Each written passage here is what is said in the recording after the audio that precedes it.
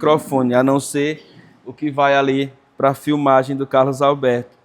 Mas vamos abrir nossas Bíblias lá no livro de Amós, irmãos. Eu quero ler com vocês os versículos 1, 2 e 3 do capítulo 4, tá? Amós, capítulo 4, versículos 1, 2 e 3.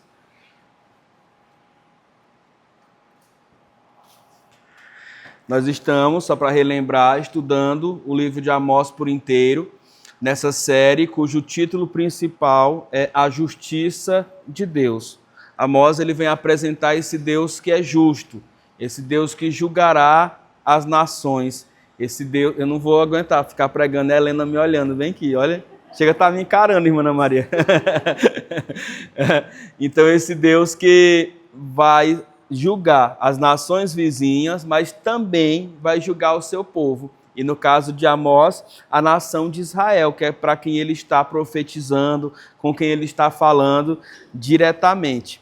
Então a gente já viu muitas das coisas que ele disse que aconteceriam, e agora ele volta para um tema, e o tema da mensagem dessa noite é Deus se importa com os pobres.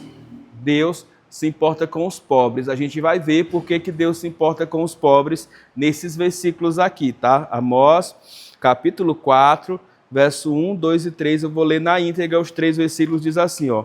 Ouvi esta palavra, vacas de Bazã, que estais no monte da Samaria. Vós oprimis os pobres, esmagai os necessitados, e dizeis ao vosso marido, dá cá, e bebamos. Jurou o Senhor Deus, pela sua santidade, que dias estão para vir sobre vós, em que vos levarão com anzóis, e as vossas restantes como uma fisga de pesca.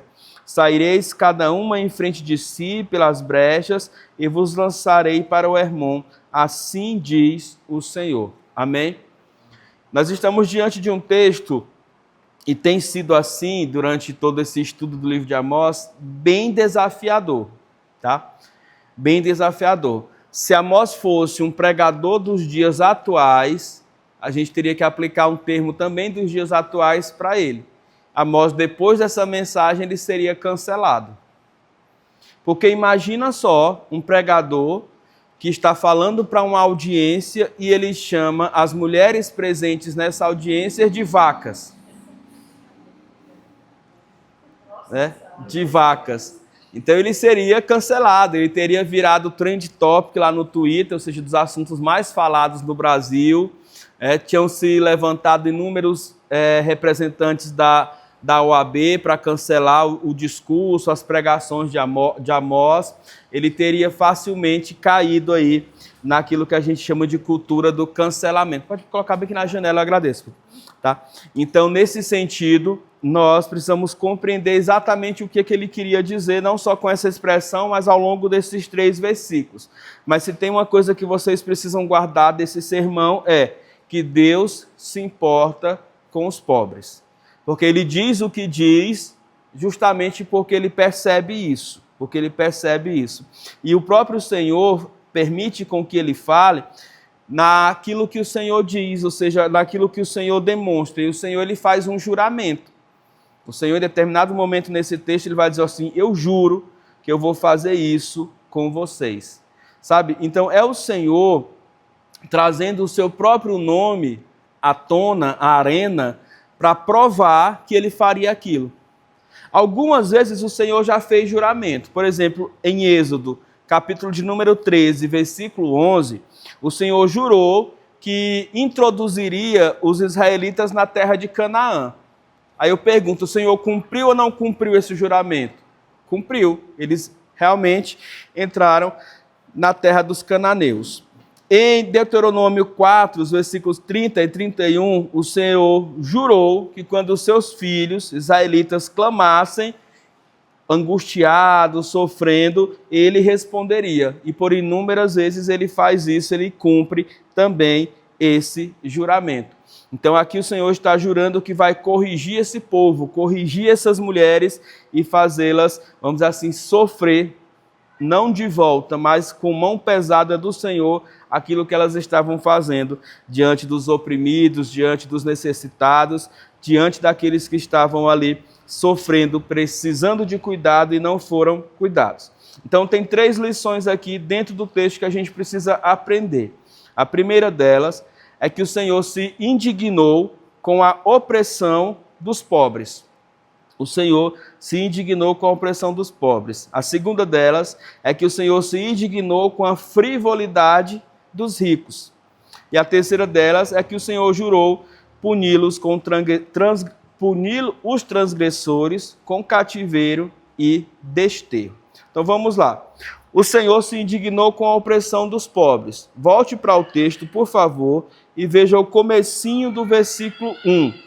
O versículo 1, na sua parte A, diz assim: ouvi esta palavra, ó vacas de Bazã, que estai nos montes da Samaria, oprimis os pobres e esmagai os necessitados. Então, o que o Senhor está dizendo aqui? Em primeiro lugar, ele está, por meio de Amós,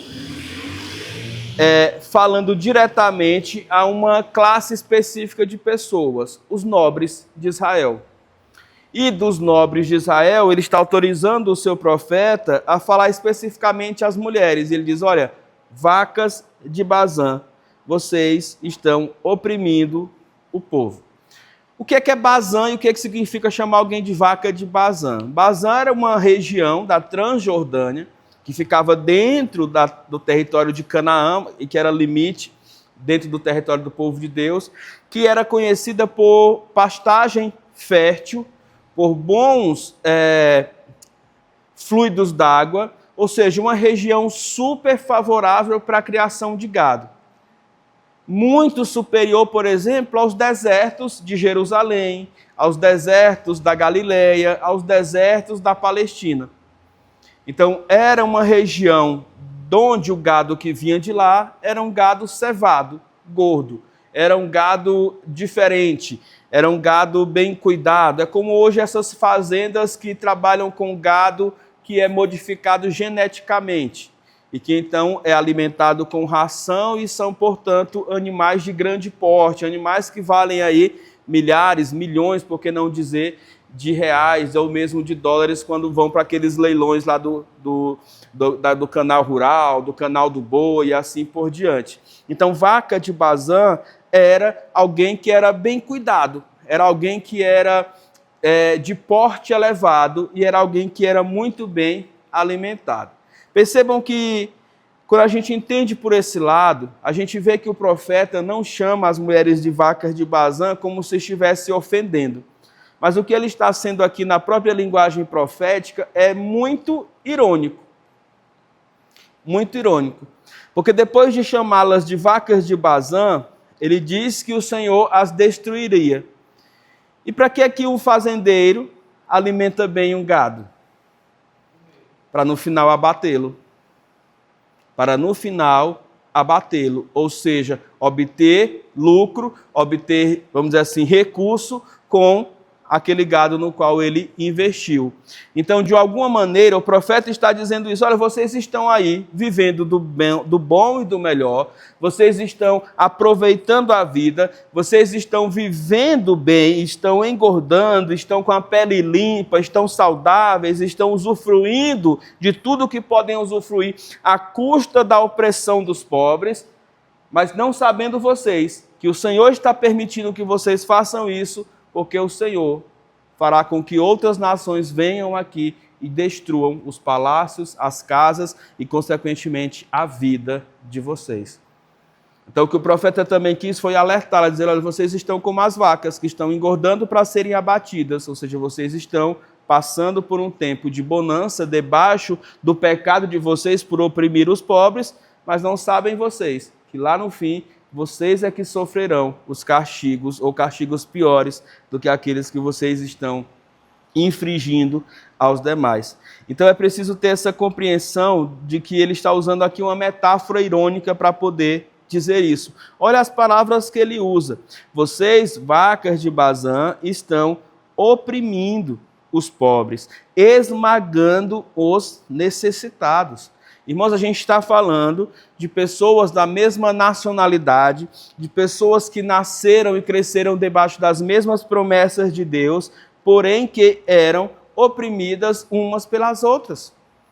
De pessoas que se fizeram nobres, e aqui eu não estou falando nobre em sentido de virtude, mas nobre no sentido de riqueza, ou seja, ricas, às custas da humilhação dos outros, da exploração dos outros, do tomar de terra dos outros, do escravizar o trabalho dos outros, do emprestar dinheiros a juros altos para os outros, e aí quando o camarada não tinha como pagar, ele virava escravo daquele que tinha tomado emprestado, e assim por diante. Então era assim que a nação de Israel, o povo de Deus, o povo que foi convocado pelo Senhor para ser uma nação justa, uma nação de sacerdotes, uma nação de profetas, estava agindo uns para com os outros. E percebam que o Senhor se indigna com isso, ou seja, o Senhor se mostra bem contrário a essa maneira deles tratarem os pobres. Algumas outras versões deixam mais claros, por exemplo, a versão Almeida revista e corrigida, diz que eles estavam espezinhando os pobres. A versão NVI diz que esses pobres eram necessitados. A versão King James diz que esses pobres eram indigentes. E a versão da Bíblia, a Mensagem, diz que estes pobres eram marginalizados, ou seja, colocados para viver fora do caminho, à margem do caminho, sem nenhuma chance. E o Senhor, de maneira nenhuma, aprovou isso. O Senhor, por meio do seu profeta, levantou com um discurso duro, dizendo: vocês, mulheres que estão fazendo isso, não estão recebendo de forma nenhuma a aprovação da parte de Deus, porque vocês estão oprimindo, vocês estão humilhando e vocês estão fazendo coisas extremamente vergonhosas para com aqueles que vocês deviam cuidar, que são os mais pobres. Mas, em segundo lugar, Deus se indigna com a frivolidade dos ricos. Olha só, essas mulheres, no final do versículo 1, é dito sobre elas que elas dizem assim para os seus maridos: maridos, venham cá e bebamos. Tem uma versão na NAA que vai dizer assim: tragam vinho e vamos beber. A versão A Mensagem é bem interessante. A versão A Mensagem, só para os irmãos entenderem, ela é uma versão que usa uma tradução diferente das Escrituras. Existem dois métodos, basicamente, de tradução das Escrituras. O método onde eu vou pesquisando o significado de palavra por palavra, e aí eu vou traduzindo lá do hebraico para o português e do grego para o português, aí eu vou montando os versículos palavra por palavra, ou o método da Mensagem, que foi utilizado para traduzir essa versão, que é quando eu entendo todo o versículo e traduzo na língua original e traduzo para a língua destinatária, no caso para o português, tentando explicá-lo da melhor maneira possível, ou seja, fazendo uma explicação daquele versículo. É assim a tradução à Mensagem, por isso que geralmente os versículos são maiores. Olha como ele traduz os versículos, o versículo de número 1, na tradução à Mensagem, diz assim: vocês, mulheres, perversas para com os pobres, cruéis para com os marginalizados, insensíveis e mimadas, exigem dos maridos, tragam uma bebida bem gelada num copo bem grande. Assim que eles traduziram esse versículo de número 1. Então, o que significa isso? Significa que o modo de vida desse povo era um modo de vida trivial. Eles estavam cometendo atrocidade após atrocidade, maldade após maldade, e eles simplesmente estavam levando a vida como se nada estivesse acontecendo.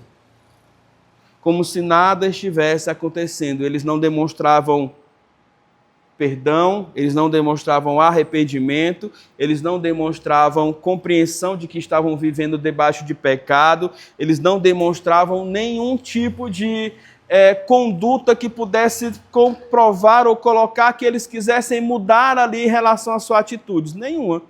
Eles simplesmente estavam vivendo de maneira nobre, por conta da opressão que estavam fazendo aos mais pobres, e aproveitando a vida. Aproveitando a vida como se nada estivesse acontecendo. As mulheres eram uma espécie de, como a gente diz hoje, esposas troféus. Que fazem o quê? Que exigem tudo o que querem e que o marido que vai lá trabalhar traz para ela. Aquela esposa que não faz nada, fica dentro de casa, mas nem a casa ela não limpa porque tem quem limpe. A roupa ela não lava porque tem quem lave. A compra ela não faz porque tem quem faça. Não se preocupa em pagar um boleto, não se preocupa em empreender, irmã Cláudia, não se preocupa em absolutamente nada, porque o marido faz tudo que ela quer, tudo que ela precisa, está o tempo inteiro ali como alguém que está suprindo as suas necessidades. Olha como Amós ele é muito direto, ele diz, olha, vocês são como mulheres que dizem, marido, traz aí uma bebida bem gelada e vamos curtir. Ou seja, a preocupação dela diante do seu marido ser um explorador de pobres era nenhuma. Era mínima, era como se aquilo não fosse nada. E a gente precisa estar muito atento, irmãos, porque muitas vezes, quando a gente pensa que está fazendo um pecadinho que Deus não está percebendo, Ele está atento. Ele está olhando, porque nada passa despercebido aos olhos do nosso Deus. Nada passa despercebido aos olhos do nosso Deus. Elas pensavam que de alguma maneira Deus não estava ouvindo o clamor dos pobres, Deus não estava se importando com os pobres, Deus não ia socorrer os pobres, não estava alheio ao sofrimento dos humildes, mas o Senhor levanta um profeta que vem lá do sertão para chegar no castelo dos nobres e dizer, vocês vão sofrer por conta dessa conduta de vocês errada, de humilhar, de fazer com que os pobres sejam escravizados cada vez mais. E é isso que o Senhor demonstra nos versículos 2 e no versículo 3 do capítulo 4. O Senhor jurou punir os transgressores que estavam agindo assim para com os pobres. E o Senhor jurou puni-los com cativeiro e com desterro. Olha o versículo 2. Jurou o Senhor pela sua santidade. Olha o que o Senhor colocou em jogo, a sua santidade, que dias estão para vir sobre vós, em que vos levarão com anzóis e as vossas restantes como fisgas de pesca. Talvez isso não faça sentido, mas quando a gente vai pesquisar, e a Bíblia de Estudo Genebra nos ajuda com isso, ela vai dizer que um dos costumes dos assírios, e os assírios são o império que vai dominar a nação de Israel e extingui-los do mapa, é os assírios que invadem o reino do norte e os babilônicos que invadem o reino do sul. Então, quando os assírios vêm e destroem o que eles querem destruir, escolhem os escravos que eles querem escolher e levam de volta para a sua capital, ali provavelmente a cidade de Nínive, eles vão fazer como essa deportação em massa? A história e os historiadores vão dizer que eles tinham fios ou cordas nas quais eles amarravam os prisioneiros e os prendiam com ganchos ou anzóis pelo nariz ou pelos lábios nesses fios. Então isso quer dizer o quê? Isso quer dizer que eles faziam uma fila de prisioneiros, passavam o mesmo fio sobre eles, né? Pegando todos eles e prendia cada um deles nesse fio pelo beiço, como a gente costuma dizer aqui no Nordeste, ou pelo nariz, furando aqui e prendendo na corda. É exatamente o que o Senhor estava dizendo por meio do profeta Amós. Se vocês perceberem, e verão dias que virão e vos levarão com anzóis e as vossas restantes como se fosse fisga de pesca. Percebam como rapidamente, dentro daquilo que é a vontade de Deus, as coisas mudam.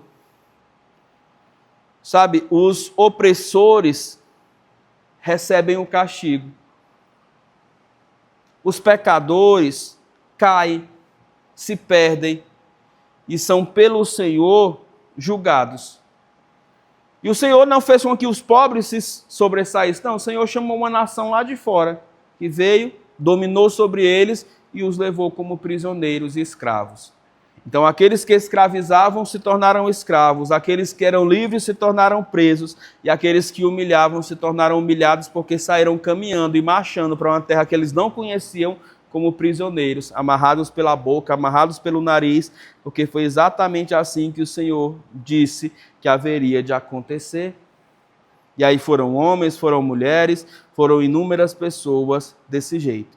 Mas o que a gente pode compreender de lição prática aqui para as nossas vidas, nos nossos dias atuais.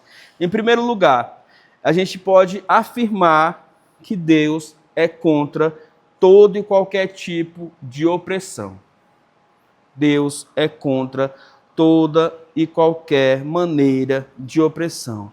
Todo tipo de opressão é contrária à vontade do Senhor, porque a opressão ela implica tirania, ela implica abuso, ela implica crueldade, desumanização da pessoa. Isso vai exatamente contra aquilo que Deus criou. Porque Deus nos criou dotando-nos de dignidade. Da onde vem a nossa dignidade? A nossa dignidade não vem da Declaração dos Direitos Humanos.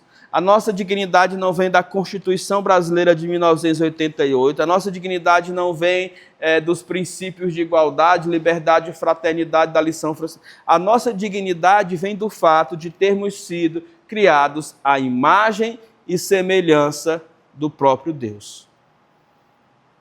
A nossa dignidade não é pelo fato de sermos brasileiros, de sermos maranhenses, de sermos do Rio Grande do Sul, ou de onde quer que a gente seja. A nossa dignidade vem do fato de todos sermos imagem e semelhança da parte de Deus. É por isso que, diante daquilo que é a vontade do Senhor, todo e qualquer tratamento que um ser humano se ponha como superior do outro e humilhe, e, vamos dizer assim, o faça sofrer, o trate com diferença, não é pelo Senhor bem visto.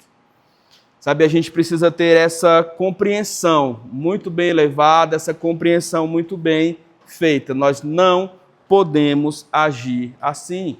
Nós não podemos agir ferindo, machucando ou, de alguma maneira, privando a dignidade de alguém. Porque se tem uma coisa que Deus faz é amar aqueles, a todos, obviamente, mas amar aqueles que não podem se defender sozinhos. Deus, ele ama os indefesos. O próprio Jesus, o Filho de Deus, irmãos, nasceu, viveu e morreu pobre. Vamos ler um texto aí, 2 Coríntios,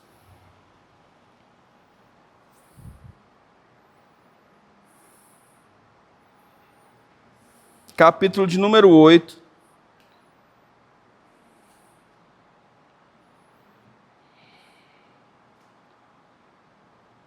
Versículo de número 9.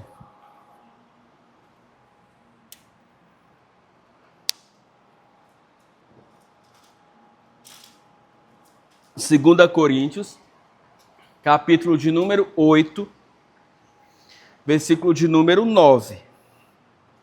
Paulo vai escrever a esta igreja, ele diz assim, pois vós ou vocês conhecem a graça do nosso Senhor Jesus Cristo, que, sendo rico, se fez pobre por amor de vocês, para que, por meio da pobreza dele, vocês se tornassem ricos. Sabe, eu penso que se tem alguém que teria toda a autoridade para viver uma vida regalada aqui na terra, seria Jesus. Seria Jesus. Mas não. Ele fez, e Paulo registra, faz questão de registrar isso para os coríntios, justamente o contrário. Ele era rico, mas se fez pobre, para que nós, na nossa pobreza, pudéssemos receber dele a sua riqueza.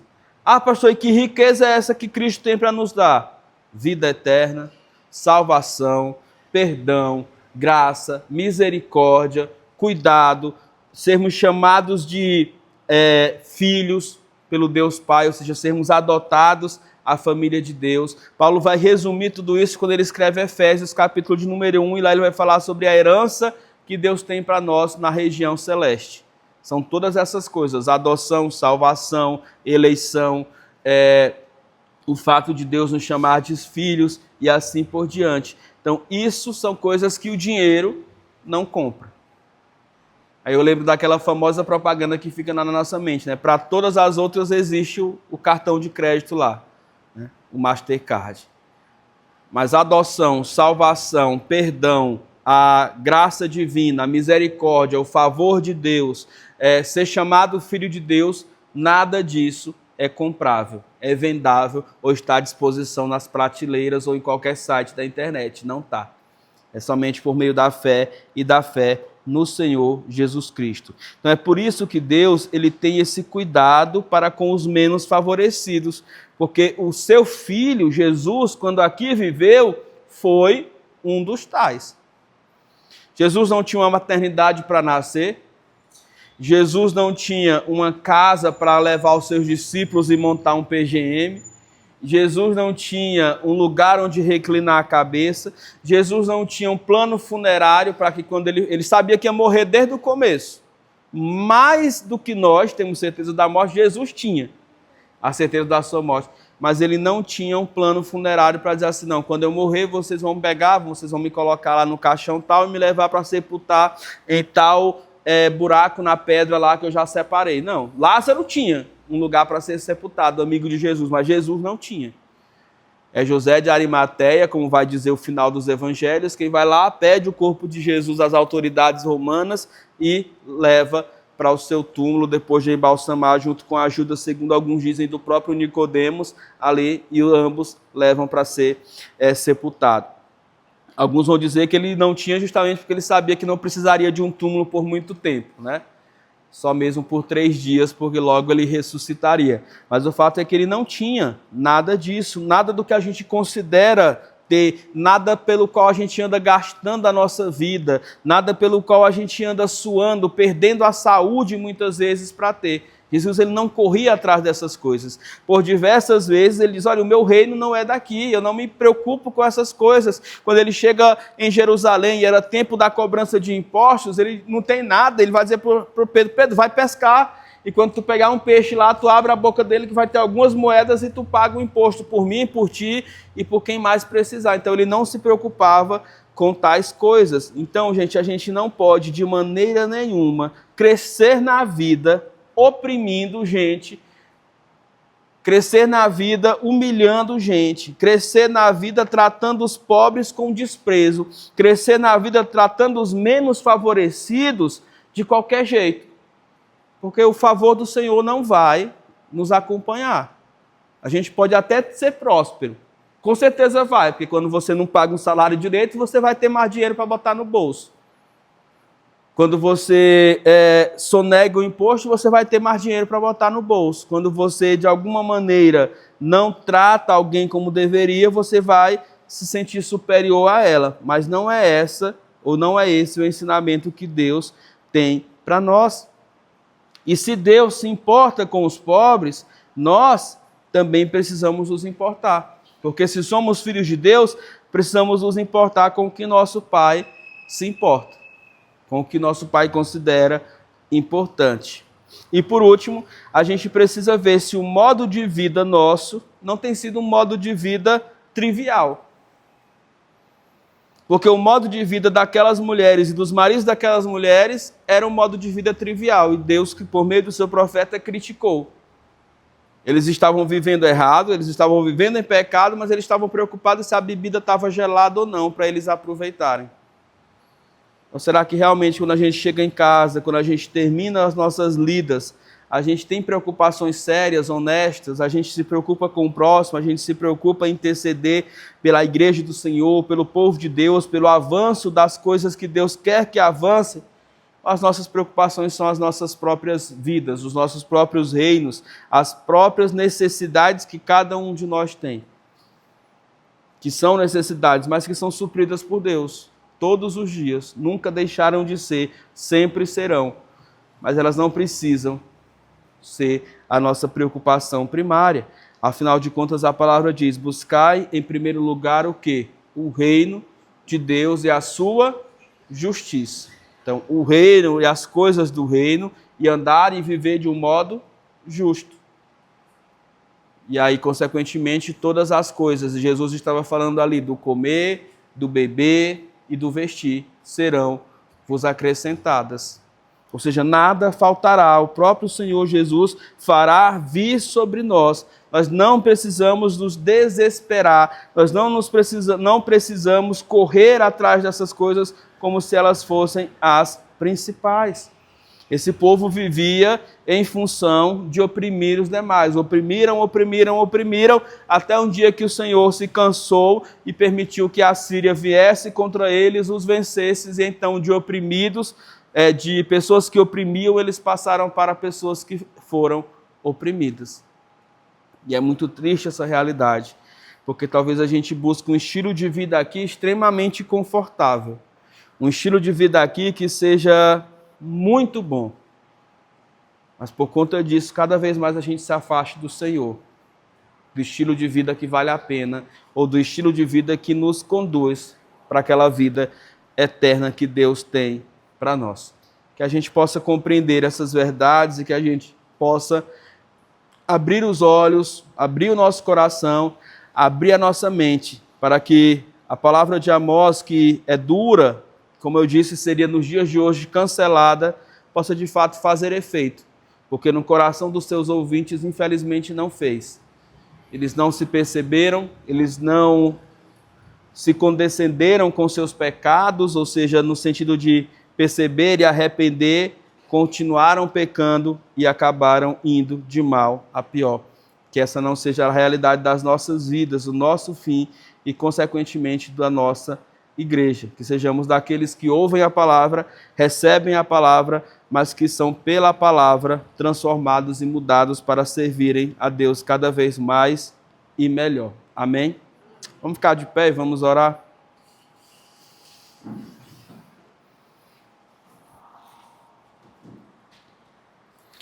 Senhor nosso Deus, Pai, nós, a Deus, te agradecemos por este culto, por este momento, a Deus, em que a Tua igreja pôde separar cada um de nós para estar aqui. Eu sei que muitos, ó Deus, desejosos queriam estar aqui conosco, mas talvez por conta do seu meio de transporte não puderam vir por causa da chuva, por conta do trabalho, da faculdade, do cansaço com que chegaram em casa, da enfermidade que alcançou o seu lar, a sua vida, o seu corpo.